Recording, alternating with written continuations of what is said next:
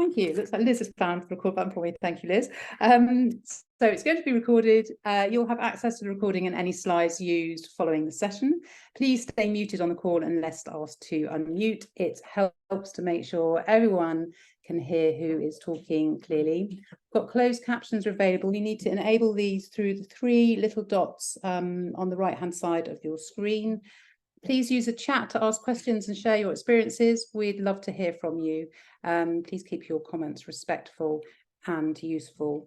Thank you to our sponsors, Rathbones, for supporting the Trustee Learning Programme. It allows us to make this session and the whole programme free to attend. So I'm now going to hand you over to Liz, who's leading the session today. I hope you find it useful and entertaining. Lovely, thank you, thank you. Welcome everyone. Really, really nice to see you. It's a Monday. Feels like a Thursday, but it's been a full-on day, but it's still Monday. And we're talking about financial strategies, which is one of my favourite things to talk about in finance. And it's slide-based. And often when I do these sessions for getting on board, it's the broadcast. And I can't see who's in the room. And it's odd, if I'm honest, talking into the void. So this is really, really nice for me to, even if it's video off, to see that there are boxes, people there is really nice. And I'm going to start sharing. It is slides. I'm going to pause as we go through for any questions. So you can either ask your question, put them in chat, and we'll pick them up. Okay. Right. So where are the slides? So we're thinking about, we've got a trustee hat on. We might be all trustees, some of us might not be, that's okay. But we're thinking as if we are a trustee, and we're thinking about what it might look like for us to develop a finance strategy. And there are many different ways to do it. And we've got an hour, it's not very long. So you might have other ways that you want to contribute. Fantastic, hive mind, let's share. There are lots of different really valid ways to do this. My name is Liz Pepler. I run a really small non-profit called Embrace Finance, and we work with social leaders to build financial confidence. And I'm a co-founder of the small charity Friendly Collective, and we do free stuff if you're ever interested. My day job is a consultant. I was a job in finance director until 2018. And now I'm a consultant in finance and governance, and I've been a treasurer and trustee on and off since 2007. And I've worked with hundreds of organisations, really fortunate. And I'm a member of the Institute of Accounting and Bookkeeping. And in the interest of integrity, you should know I'm a bookkeeper. I'm not a chartered accountant. I have a master's in charity accounting and financial management. If you've got any queries, contact me. And I think it's really important to always know who's speaking and what their background is and what their experience is. So you can see the shape of it and you can see the edges of it, because there's always stuff outside of the edges that sometimes is as important as the stuff inside. What we're doing is looking into the far off distance and thinking, right, we want to get to that sunlit upland mountain over there. We're here. How are we going to get there? And it's unlikely to be a straight, neat Roman road.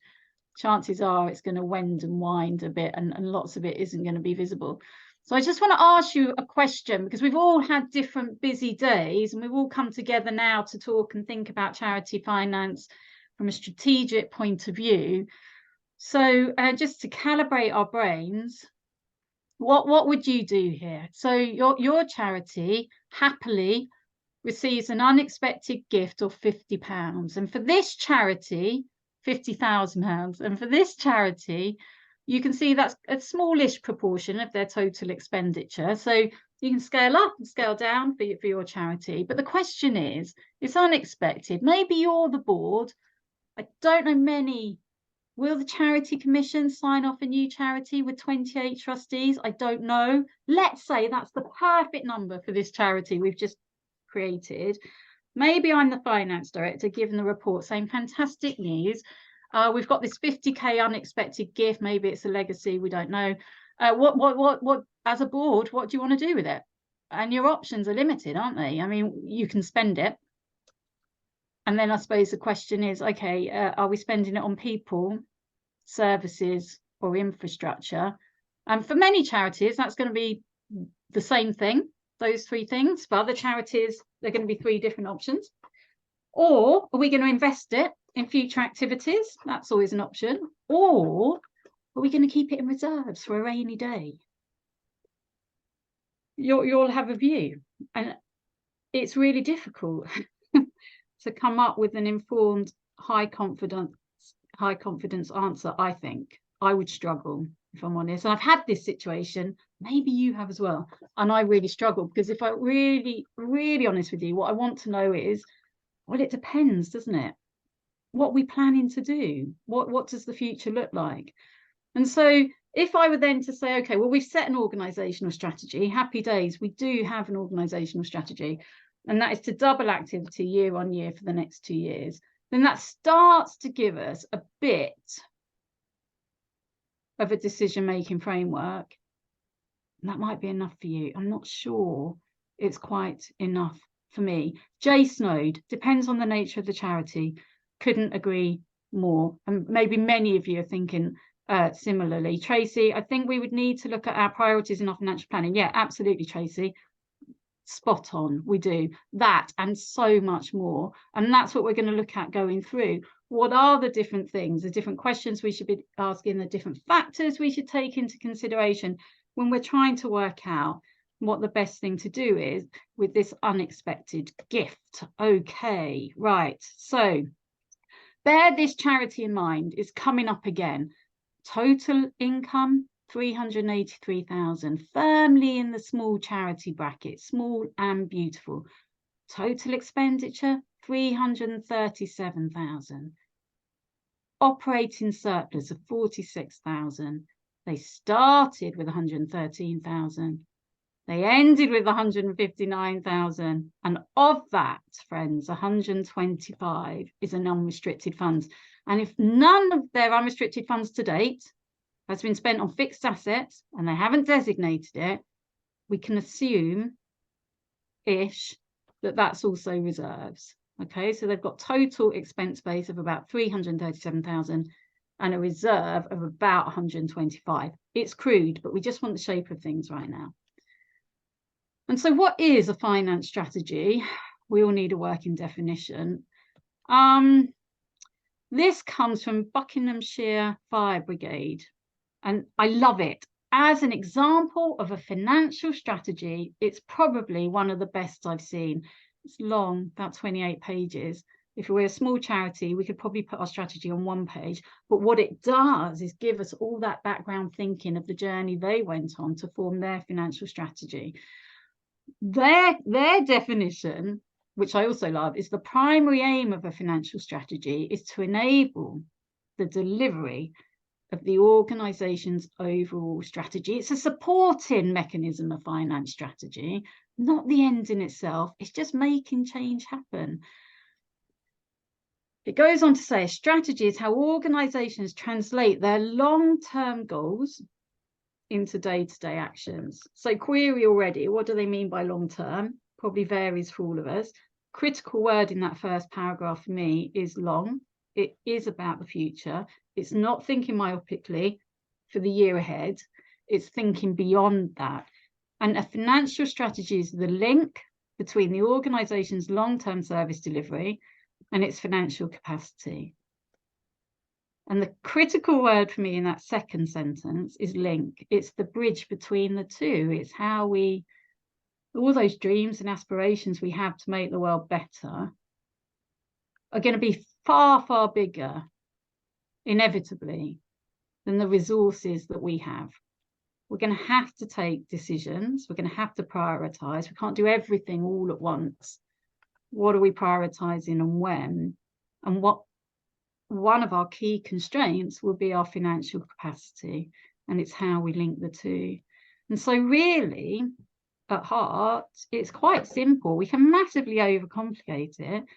It's where we are now, where we want to be, and how we're going to get from A to B. So think really big picture. Financial sustainability is built top down and bottom up. You've got to get the business model right and make sure that the activities are, broadly speaking, going to enable us to be sustainable over the longer term. And you've got to get the detail, the weeds right, the foundations right. You've got to get the costing right. So we have to think big picture for strategy, and we have to think long term. And the size and the length are going to change for all of us. It's finding out what's right for our charity.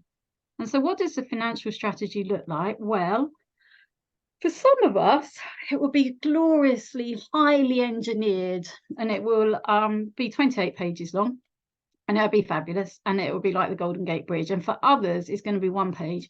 We could get Brexit on a page, we could get D-Day on a page. I reckon we can get any finance strategy on a page. It might just be stepping stones from this year to the next few years. If we're a really small, quite simple organisation, I think our strategy can be similar. And if we're large and more complex, it probably needs to be more sophisticated.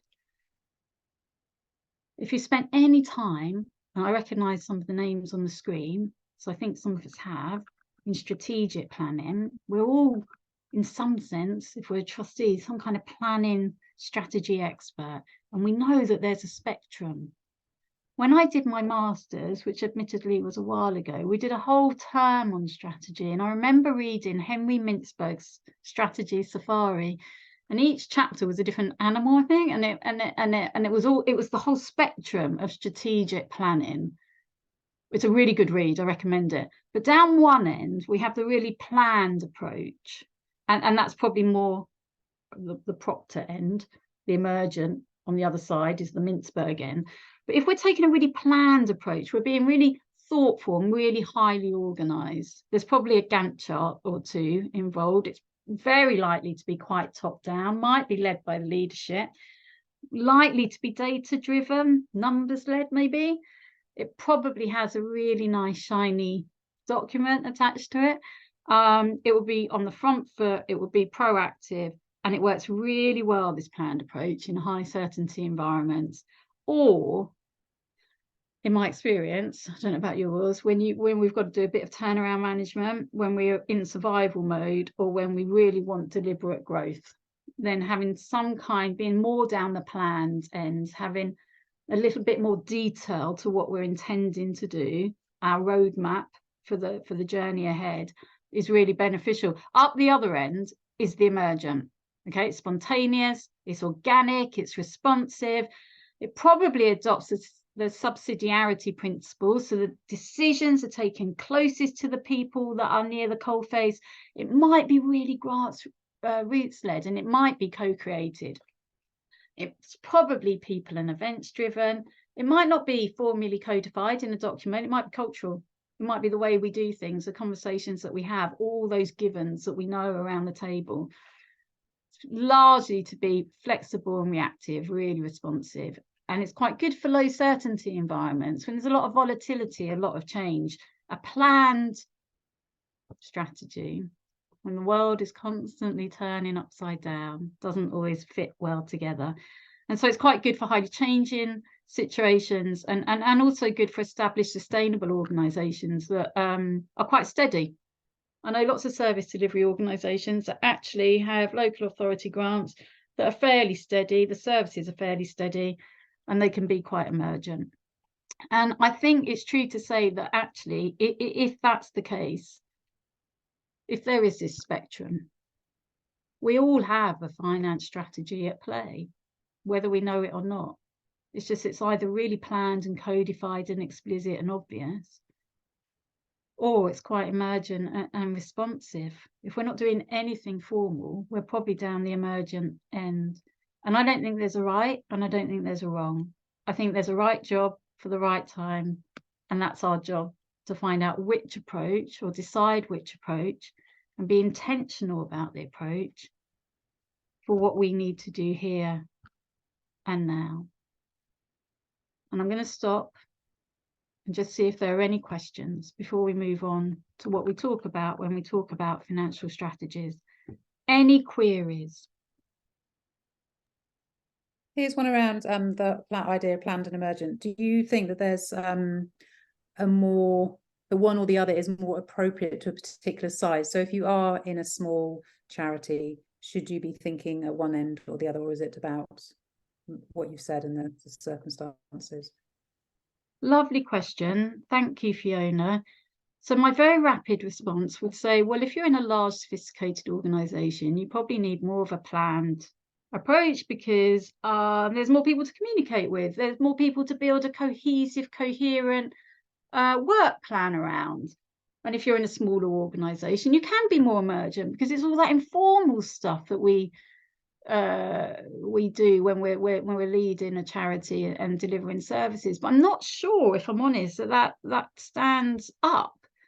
I think if you can be really large and still need to be really responsive. If I think of organisations that respond to disasters and emergencies, how planned can their strategy be? Maybe there are elements of having a planned strategy, but a lot of it is going to have to be emergent and really responsive. But they could be quite a large organisation. And a small organisation, maybe if they have a single issue organisation that's going to campaign for change on a really specific issue, I can see the benefits of being really planned there. I'm not sure, and I'd be really interested to hear other people's thoughts, if it does positively correlate only to size. I think it's horses for courses. You decide what you're doing, where you are, where you need to go, and then choose the right response. But it's a good question, one I would think about. Are there any other questions before we move on? Elaine Crichton has a comment saying, would the 50k responsive and sustainable is what she would think works there, specific to the charity that you were talking about before? I've just got an observation. So I'm a new trustee, but a strategy person by day, kind of. I, as a trustee, would much prefer a much more structured approach to finance strategy, just from a security point of view, to know actually that there is a plan and we're all aware of it. But actually the reason is because I want to make sure everyone on the board is aware of their responsibilities around the finance. So I guess my thing would be like, let's get something in and then see where we go. And it's quite, I'm not usually a very structured person in strategy. That's not where I think good stuff happens. But in finance, there's something that makes me go, a bit more anxious.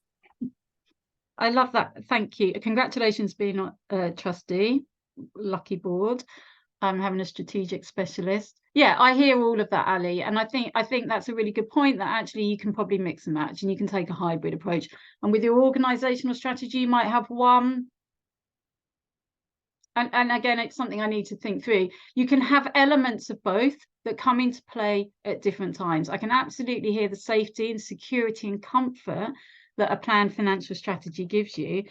I would sometimes wonder if it's false comfort, if we're in a time of huge uncertainty and volatility and change. Having said that, Ali, do I like a nice firm baseline that I can keep then referencing back to? Yes, I do. So I hear all sides, and I really like that thought. Thank you. Hold that. We're going to continue. Right, okay. So what do we talk about when we talk about financial strategies? And you know, we're now probably more down the planning end. We're more down the planning end. And Elaine, I see your point about that 50k. Yes. And who was it, John? Did you say stick it in reserves if it's a one-off? That's generally my stock response as a finance director, stick it in reserves. Thank you for that. Okay, so I think what we talk about actually are these three things. Where are we now? What is our range of current strategic activities? What are we actually doing at the moment? And how does that all stack up into our business model? There will be constraints and opportunities within it. Do we know what they are? And what does that mean critically for the three key levers we've got: income, expenditure, and reserves? And then where do we want to be? Question 2. What are the strategic priorities for the next period? And how much is that going to cost? Where's the money coming from? And what does our reserve base look like in that possible version of one financial future? And then how are we going to get from A to B? And that's looking inwards at our business model. It's looking up and out at all that stuff we know, the horizon scanning. It's talking to everyone and really actively listening internally and externally at all of our stakeholders. And we're not doing deep dive into that today because we're kind of limiting ourselves to this financial element. And then critically, it's about adapting and responding. And I think we need to be really clear on our time horizons here, what we can do when, because we normally have big ambitions with limited resources. And then I think it's settling for me on what a realistic income, expenditure and reserves base looks like to support and deliver the organisational strategy for the next strategic period. And I think it's as simple as those 3 steps. We can wander around the houses, and we often do, to get there. And the value, the magic of that is in the conversations that we're having and the ideas that we're refining. But ultimately, I think it comes down to, for me, these 3 things. And so what if we don't have an organisational strategy? I've worked with loads of charities that do brilliant work that don't, for very valid reasons. Can we start with the numbers? It's a question I'm often asked. And yes, of course, you can start anywhere. It's best to start with mission and be impact-led, absolutely. But sometimes that's not possible for whatever reason. Quite often when you crunch the numbers, you can see the iceberg. And actually what we really need to do is a handbrake turn. And then we probably are being numbers-led, and we are starting with the numbers. And then our job is to come back to mission as quickly as possible and make sure that we're constantly thinking of impact, people, change, whatever it is that we're doing as we're putting the numbers together. And so our job really is to start with where we are now, look at these 3 levers, our income, our expenditure, and our reserves. And it's worth pausing here on charity funds. If we're new to being a trustee or we're new to charity finance, not all money is equal. Some of it comes in with restrictions around it. And that means that it's what we can spend it on is narrower than the charitable objects in our memorandum of understanding and articles of association, or it's narrower than our charitable objects in our trust deed. It's restricted to a particular bit of what we do. And if we're lucky enough to have a great big pot, we stick it in investments and we spend the interest maybe out on grants, which would be the charitable foundation model. And if we really wanted to get into the wonderful world of endowments, and I used to be a grant maker and the spreadsheets were absolutely glorious, we could talk all day about the benefit, upside and downside of permanent and expendable endowments, but we can't. We're parking that. Most of us, when we have restricted income, it's revenue, it's money coming in, and then we spend it out. Sometimes money is given to us free from restriction. We can spend it on anything within our charitable objects. We as a board can designate it. So we've got a minibus that's dying. It's going to have to be replaced next year. We're going to designate, ring fence some of our reserves to pay for it. And everything we haven't designated goes into the general fund. And everything in the general fund that we haven't spent over time on a fixed asset, and everything that's not in a social investment, and everything else that isn't committed becomes our reserves. And when we're thinking about our strategy in our 3 levers, we are thinking all the time about our funds, about our restricted income, restricted expenditure. And people talk of restricted reserves, the fund brought forward from last year to spend this year or next year. We're also thinking about our unrestricted income, our unrestricted expenditure, and what we call our reserves. Reserves only come from unrestricted funds. And it's really important that we keep those separate. And we're always thinking about these 2 branches in our head at the same time. Which means that, you know, if we were just doing a finance strategy or just looking at business models, maybe in the for-profit sector where funds aren't such a thing, it's probably quite straightforward. But for us, it's probably it's a little bit more singing or dancing. But that's what makes it interesting, right? That's where the challenge is. If it was really easy what we were doing and it made money easily, private sector would be doing it. If it broke even, the public sector would be doing it. We are here. It's not for the faint-hearted. We are here to change the world in a way we've spotted something that no one else is doing, and it is going to be difficult. We are squaring a circle. It doesn't work out easily, and that's why we need to be really clear what our business model is. How does it actually work? What are we actually building here? In the simplest form, income comes in, or maybe we generate something. We're a widget factory. We build widgets, customers pay us, we spend it on more widgets and overheads, and everything else is in reserve. That's really simple. I did work with a charity that did this. They put on play therapy sessions for young people, and the parents and carers paid on the door, and it paid for the play therapists and the toys. Beautiful, simple business model. There aren't many like that. Often we get project income, and then we have to spend it on project expenditure. But we've also got core expenditure, maybe, that we need to pay out. And so we might have core income, might generate core income to cover that. And again, anything we don't spend in core income gets spent on reserves. Again, really simple business model. Happy days if we have that. It might be actually a little more complicated. We might have lots of projects funded by grants, and all of them cover their direct project expenditure and a contribution to overheads. Fantastic. If we've got full cost recovery, this contribution to overhead comes up into the central pot, the core income, which funds a central function. Maybe not enough, because we never get enough. Funders cap the contribution to overheads. It can be really difficult building a pot big enough to pay for all of the central function. And it might mean that reserves are low, because full cost recovery is a wonderful strategy, but it's not a sustainability strategy. The clue's in the name. We recover the full costs. You don't generally create a surplus. And so what some organisations do to manage that risk and tension is generate their own unrestricted income that then tops up this central function, so they can get a finance person, happy days, and subsidises this project where the funder might have said, we only do direct costs, and there might be surplus for reserves.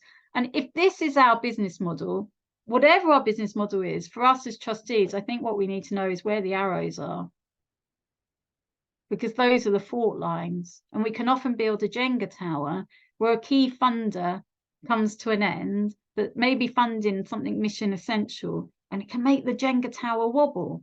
And it's not a judgment.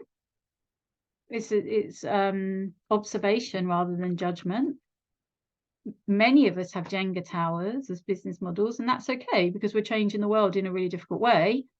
Our job as trustees is to know what we're building, how the Lego blocks fit together, where the arrows are going, and then we can kind of work out what the risks are and where the fault lines are. And so when we're looking at the financial position, you can't always just do it from a set of annual accounts, which is what we looked at earlier, the statement of financial activities for that really tiny example charity. We need to have the full range of financial information. You need the past, which is the trustee's annual report and accounts, which will have the income and expenditure account, balance sheet, maybe a cash flow statement if we're big enough, and some notes, and that critical financial review, the wordy bit at the beginning. But we'll also need our management accounts, our income and expenditure report, and a balance sheet, and some kind of budget and cash flow forecast.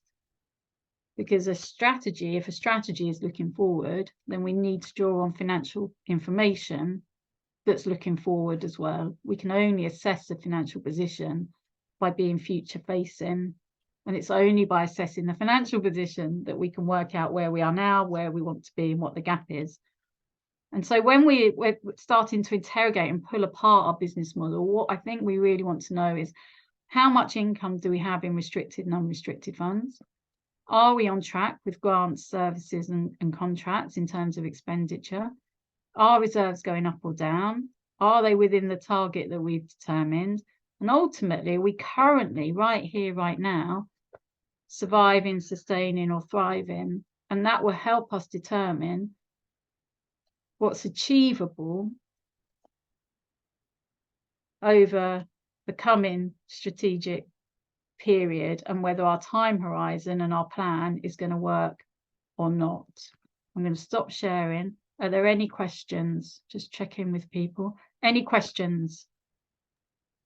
There's one from another one from Ali. I think it was relating to about 2 or 3 slides back, which was what's your definition of business model? I think on the slide it had said business model. Yeah, so a business model is, for me, it's those 3 levers, Ali. It's income, expenditure, reserves, and how they all fit together in order to deliver our services. If you were to do, I don't know if you're familiar with the business model canvas. It's a 1-pager that is often used at startup. And the business model canvas tries to capture the whole of the business model, and it doesn't look just look at income, expenditure and reserves. It looks at customers, markets, suppliers, and all the numbers, and that takes quite a broader, more holistic view. I think for this purpose, when I talk about business model, I want to know how the income, expenditure and reserves are all fitting together in order to deliver our current and future activities. Does that help, Ali? Does that answer your question? Yeah, you're nodding. Okay. Any other questions? Please, can you go back to the slide before last, please? Jessica. Yes, of course, no problem at all. Also worth saying, Jessica, that you will get slides sent to you after the session as well, so you'll have all that as a reference point. Is it this, Jessica? Are you there? Yes, she's saying. Would you like her to unmute, or are you okay with that? You can unmute, Jessica. Yeah, have you got a particular question about it?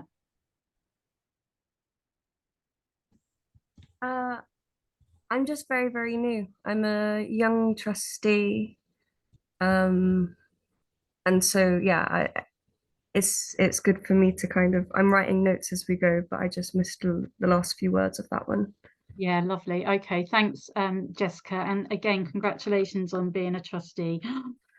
One of the most challenging, rewarding things I think I've ever done. Right, okay, so Jessica, you're joining the board and you want to know at some point what the financial position is and what the risks are. Our job as trustees is, we're responsible for the administration, management and administration. The buck stops with us collectively, though, happily. We do it as a team. And so when we're looking at our financial situation, the temptation often, not always, often, is to look at the trustees' annual report and accounts. It's on the Charity Commission register.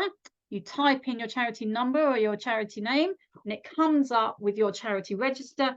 And then on the left-hand side, you will have links to your annual accounts. I'm on there every day looking at different charities' annual accounts. It's a fascinating read. Just go in. It's like being in a sweet shop. Dive in, open them up and see what you can find. What it's going to tell you is the journey that charity has made, certainly in the year preceding it, but also some of the history. And you will get a really good sense of the impact, the activities, the performance and the finances. There's a wordy bit at the beginning and financial statements at the end. It's backwards looking, Jessica. It is out of date the minute the ink dries. To really understand the financial position here and now, so we can steward our charity through to the future, we need to know what's happening on the ground now. And for that, hopefully at board meetings at some point, you will be presented and given financial information, mid-year management accounts. And that's where we look at the budget, we look at what's come in, we look at what's gone out, the difference between the two, and look at the balance sheet. And we can't do a deep dive onto balance sheets now, which is a shame because actually they're really interesting. But even that's going to be really limited. It's going to tell us what happened the minute the ink dried on that. What we want to know is what we thought was going to happen for the whole year. And for that, you need a budget. And then you probably need a cash flow forecast. And we can't tease out here and now what the differences in those are. But there's lots of support out there if you need it. But when you're looking at your financial reports, always think, all right, are these looking backwards? Are these looking forwards? And then you can start to tease out what the financial picture is. This is being recorded, so you can watch it through. There are some guides out there, and I will add them to the links, given that you're early stage. Okay, on our website, we've got a whole page of resources for really early stage and really small charities, and that might be useful. And then when we've got these accounts, these statements, these reports, what we're constantly thinking is, okay, well, how much have we actually got and how much are we spending? and critically our reserve going up or down, because that's our agency, that's our security, our reserve. And we're supposed to say how much we think we need and whether we've actually got it.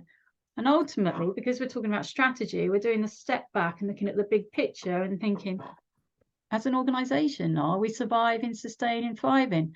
We all bring our money personality and our risk personality. That answer isn't always homogenous. We can have different views around the table. And if you have, that's probably not a bad thing, because that might be a good indicator that you've got a good level of diversity, which is what we should all be aiming for. Okay, so where do we want to be? Well, what does the strategic future actually look like in numbers? And that's the role of finance. That's the joy of finance. It's the magic of it. It turns spaghetti soup into neat, beautiful. It brings chaos, order into chaos. I love finance. It suddenly makes you feel, maybe as Ali, you were suggesting earlier, nice and calm. It might feel quite anxiety provoking. It promotes different responses in us, but the comfort zone stretch. If we look at it enough, eventually, if we talk about it enough, ask enough questions, be the curious trustee, the financial story comes through. And modelling our expected income, expenditure and reserves, our three levers over the next strategic period, will help us see where we need to get to if we are actually going to be able to deliver our strategic objectives. So quite often I would see an organisational strategy that doesn't have a finance strategy. And I really struggle with that, because then how do we even know it's affordable? Is it achievable? Is this actually deliverable? And so if we were to look at the current strategy for our organisation in numbers, this 21-22 is the same set of figures that we took from the statement of financial activities earlier for this small example charity. And the board has already set that strategy to double activity year on year for the next 2 years. And so gloriously, coincidentally, the expenditure has doubled as well. It's unlikely in real life, it probably would double exactly, but we're going to keep it easy and say for purposes of this, it has doubled, and that our income is going to double as well. And we can see that actually the current strategy is quite ambitious. We're going from 337,000 in income to 383 in income to 838 to 1.6 million. That's quite a hockey stick. That's a really ambitious strategy. And yes, expenditure has doubled as well, and presumably some of the staff base and our resources have doubled, but that's still quite a hockey stick. That's still quite challenging. And at the moment, the way we're doing that is by beefing up donations and training, with some doubling in grants as well. Okay. And so when we start to, these are fictitious numbers, but what I'm trying to illustrate is that actually, if we're going for doubling in growth on our impact, that's going to have an impact on the finances. And that might be achievable, it might not. We don't know actually until we delve a bit deeper and actually have a look. But this at the moment is what we're aspiring to in our organisational strategy. And the next question is then, how achievable is this? And how will we get from A to B? I just need to move lots of things out of the way. Okay. And so then I think we need to row back a bit and think, okay, well, what does the current future look like in numbers? If we do nothing, if we don't intervene at all, is it possible that this will happen quite naturally and organically? Will we arrive at these figures without any intervention? And I think for that, we need to start diving a bit deeper. So what is our current starting position and what is coming up? And on income, it's probably, okay, well, if we started the year with that 330 expense base, and that's backwards looking, what's the budget for the current year? Is it a deficit, a break even, or is it a surplus budget? And in that, on it, what's mission essential and what's mission enhancing. So what are the things that are core to us, and what are the nice peripherals, the nice to have? And are we getting full cost recovery on all our grants, or is that income actually covering the full cost, or are there some internal subsidies? Where are those arrows going? Where are the fault lines? And on the expenditure, what is committed actually, and what is discretionary in our budget? If we've got a high level of committed income, and some of our expenditure and some of our income is secured and some is still to be secured, and we're running a deficit budget, we're starting from a place that's going to make rapid growth on a hockey stick curve actually quite challenging. And what is the direct and overhead ratio? And why is this useful? Well, because actually I think you need to invest in overheads if you're going to grow. I think if we're going for growth and our overhead is staying stable, I always question that. I always want to see overheads growing, maybe not in the same proportion as direct costs, but I want to see some extra capacity in our internal infrastructure, in our finance, in our governance, in our strategy, in our IT, in our comms. And then when we're looking at reserves, what is our target reserve and what is our actual reserve? And are reserves going up or down? And is one of our strategy, part of our strategy, to build reserves up? Or maybe we've got high reserves and we need to spend it down. And it's only by teasing these out that we can start to decide what to do with our 50,000. And those are just the short-term questions. We need to think long-term. Going forward, what are our key income sources, and when do they come to an end? We might have grants in the mix, we might have contracts in the mix. Some might be multi-year, but some might actually be ending soon. What do we know? Let's start to model what we actually know for certain right here, right now. And then what does the funding environment look like? We probably have, if we rely on trusts and foundations, a finite funding universe that you can exhaust over a 7, 10, 15-year period. And then it seems the cycle starts again. And this is just anecdotal from my experience. I'm not sure you find this backed up by hard evidence. But I do think we have a funding universe that can get exhausted quite quickly, if 15 years is quick to you. And so what is our income mix? Are we going to have key funder dependency, or are we going to try and diversify our income? And you can diversify within income streams. You can have lots of grants within your grant thing, and that will automatically make you a bit stronger.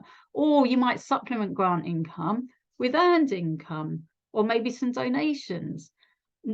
Not all options are open to all organisations. It's working out what the best mix looks like for us, and then looking at our costs. Do we have high fixed costs, or do we have any agility or movability within that? And so if we do nothing, what happens? What does that look like in numbers?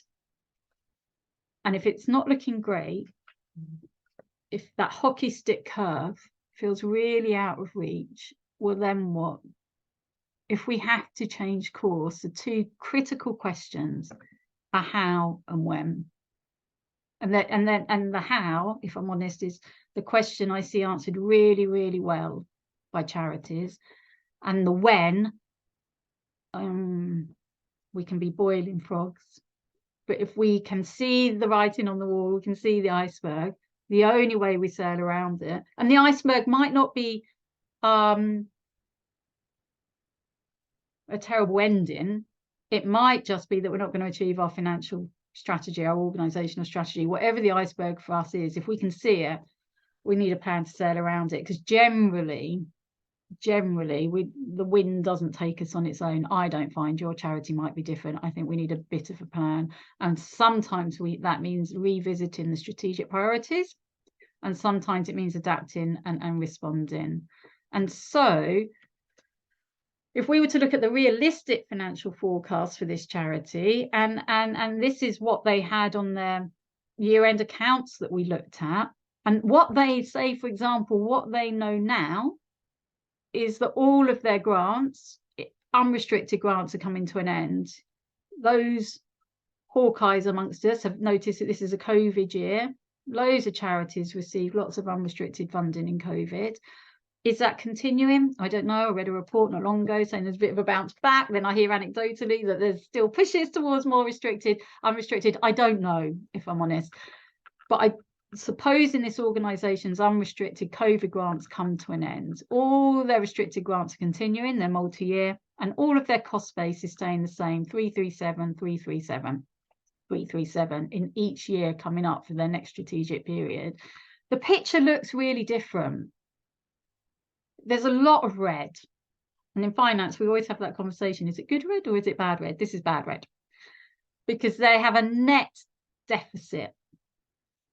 Next year, if they don't get any grants, unrestricted, if they don't replace those unrestricted grants some way, then they'll have 2007 in income, 337 in expenditure. They're going to have an operating deficit of 129,000. And they start the year with 159,000. So they end, if nothing changes, with 30,000. But when we look at the unrestricted and restricted, we can see that most of that is restricted. And there's a chunky unrestricted deficit, which is always, Jessica, take note, concerning, because that's misusing restricted funds on unrestricted activity. And if we fast forward another year with everything we know now, all our committed expenditure, all our confirmed income, the situation's worse, and overall they've gone massively into the red and they're insolvent. And so actually the organisational strategy is really ambitious, growth year on year on year. They've come out of COVID, really good year. They've got this growth strategy. Everything feels very positive and optimistic. Then you bring in the finance person, Eeyore, who brings everyone back down to ground and say, well, actually, I don't think it's going to be that easy. And that's okay. This is one possible version of the future. It's not the definite future. Joe Strummer, The Clash, the future is unwritten. We get to some extent to decide what the future is, but we have to know our baseline. And frankly, this is the baseline. This is our starting position, because this is all the money, our committed expenditure and all our known income. But that's okay, because knowledge is power. Now we know this. This is quite potent. We can now start to build the strategy to take us to those glorious sunlit uplands. Our job as trustees is to think, right, we still want to get there. How are we going to get there? And so what are we going to do? We are probably polar bears, hopping from one melting iceberg to another, but that's not going to stop us. How do we adapt our business model, and when? And when we get into adapting and responding, we've got a choice. We can do evolution and tweak around the edges, and that might be enough. Or we're going to have to rip it up and start again and do revolution and really change things up. Other revolutions are available. And when we're thinking about adapting, what we're thinking about is to what extent are our current activities really contributing towards impact and financial sustainability? And actually listing that out can be really helpful. It's really easy to say if activities are contributing to reserves. The numbers speak for themselves. This column is easy. We can all do that if we do activity-based budgeting. This column is difficult because we don't always agree, and that's where the magic is. Again, if we've got a diverse board, we won't be agreeing. Happy days. What we're doing is teasing out, challenging, whether service A is high mission, low mission, or mid mission. And once we've got a kind of agreement on this, we might not always agree on everything, we can map it. And now we can say, fantastic. So if our activities are high mission and low reserve contributing, we probably do need to review the business model. But if they're high mission and high reserve contributing, and spoiler, most activities in the sector are here, the hearts, but some are stars, right? So those that are high mission and high reserve contribution, brilliant, expand those. Anything that's low mission and high reserve contributing, I'm happy with. Some people want a mission link it. I don't mind. I'm happy with the money and I'll use it to good effect. But if it's low mission and low reserve, get rid, friends. Life is too short. We've got too much to do. Get rid. And when we're responding Time horizons are everything.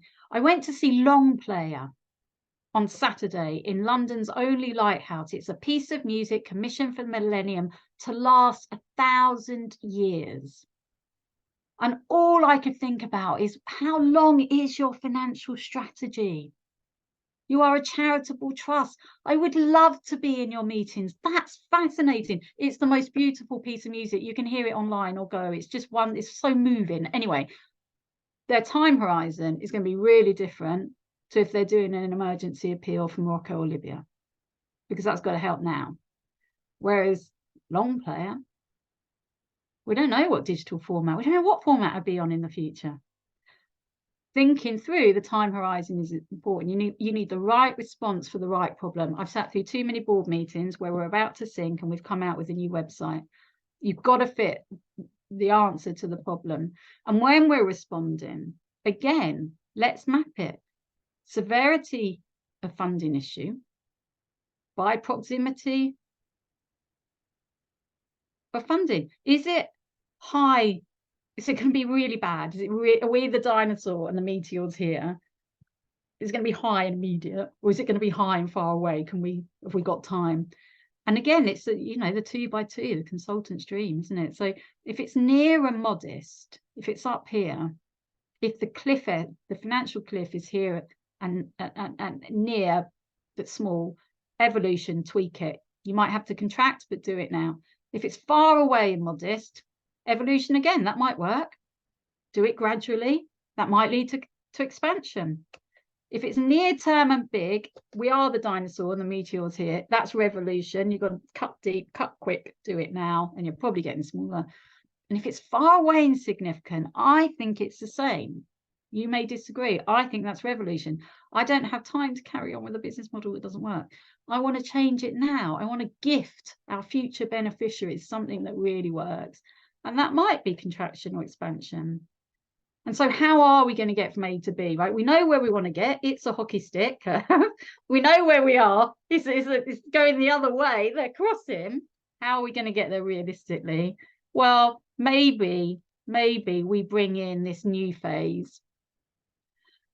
Maybe we push it all right back by a couple of years, take a more measured approach and really think through diversifying our business model, bring in new income streams, build them up slowly over time and take a more leisurely approach. Same end goal, different time scale, massively slow it down.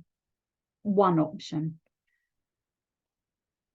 I think we need some strategic decision-making parameters. I want to know what I'm doing with my 50,000. If I'm in the team, the exec team, I want to know what the board wants. If I'm on the board, I want to know what we want. Horizon 1, 2, and 3. Horizon 1, survival, isn't it? All the unrestricted funding's gone. Got to eliminate the structural deficit. Need emergency fundraising. Great. Job done. Job will work, hard work, but job done. Horizon 2 for this organisation.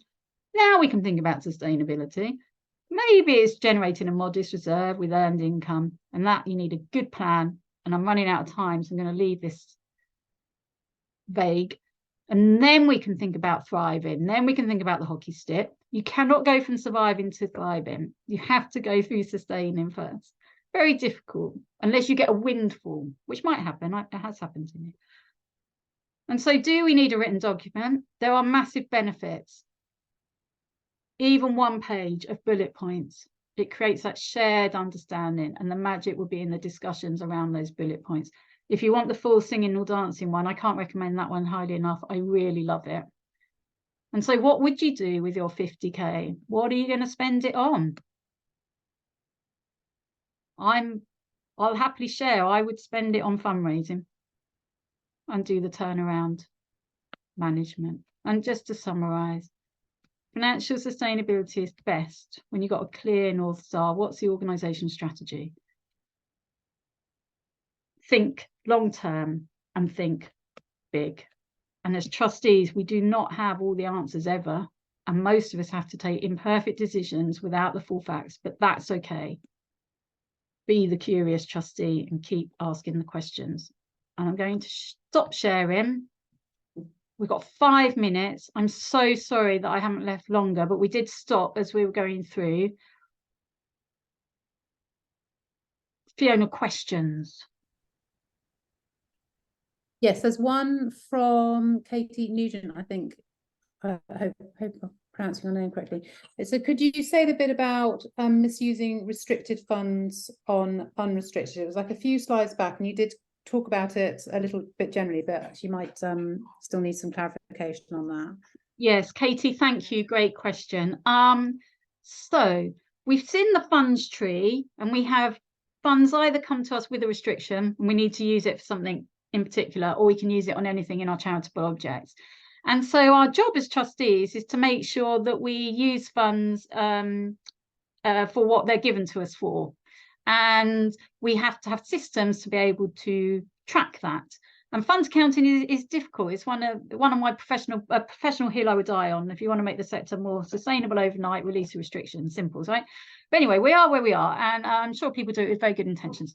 And so what we can't do, Katie, is use a restricted fund on something other than what it's been given to us for.